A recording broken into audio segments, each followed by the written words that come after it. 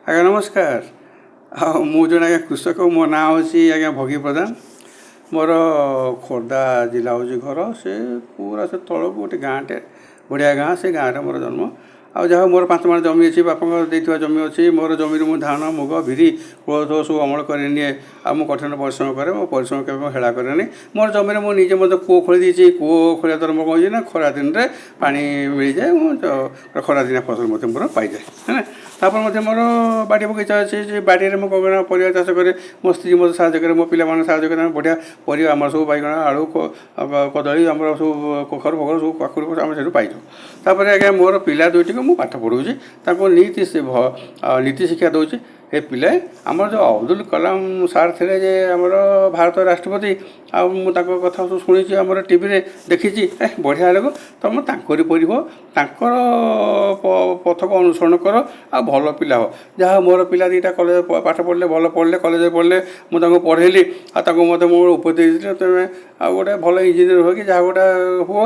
ଯାହା ହଉ ମୋର ପିଲା ଦୁଇଟା ଭଲ ପାଠ ପଢ଼ିଲେ, ଆଉ ସେମାନଙ୍କୁ ମୁଁ ବହୁତ ପରିଶ୍ରମ କଲି। ପରିଶ୍ରମ କରି ମଧ୍ୟ ସେମାନଙ୍କୁ ପାଠ ପଢ଼େଇଲି। ଆଉ ମୋର ଯେଉଁ ମୁଁ ଚାଷବାସ କରେ, ତାପରେ ମୋର ଆଉ ଗୋଟେ ମୋର ଇନକମ୍, ମୋର ଆୟ ମୁଁ ପାଇଯାଏ କେମିତି ନା, ମୁଁ ମାଛ ଆମର ସେ ଗାଁ ପୋଖରୀ ବା ସେ ନଈ ନାଳ, ଆମର ସେଠି ମାଛ ମାରିକି ଆଣେ।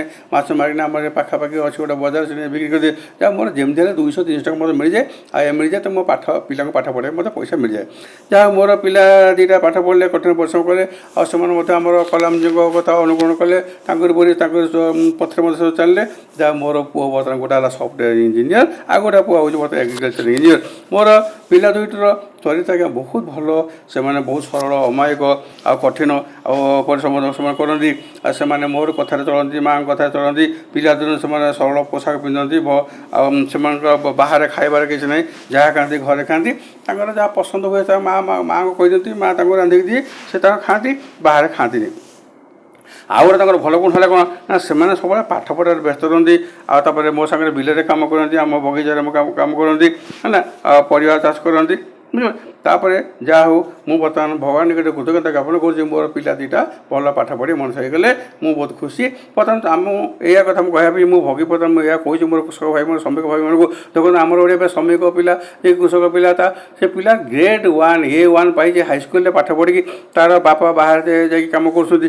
ସେମିତି ମୋର ପିଲାମାନେ ସମସ୍ତେ ପାଠ ପଢ଼ନ୍ତୁ। ଆମେ ଚାଲନ୍ତୁ ବାପା ମାଆ ସମସ୍ତେ ଚେଷ୍ଟା କରିବା ଆମ ପିଲାମାନଙ୍କୁ ଭଲ ପାଠ ପଢ଼ିବା ପାଇଁ, ଭଲ ମଣିଷ କରିବା ପାଇଁ। ଯେମିତି ଆଜି ଯାହା ହଉ ମୁଁ ଆଜି ଖୁସି ଲାଗୁଛି କ'ଣ କି, ମୋର ପିଲା ଦୁଇଟା ଭଲ ଚରିତ୍ରର ଭଲ ପିଲା। ସେମାନେ ବର୍ତ୍ତମାନ 2 ଜଣ ଯାକ ଚାକିରି କରିଛନ୍ତି।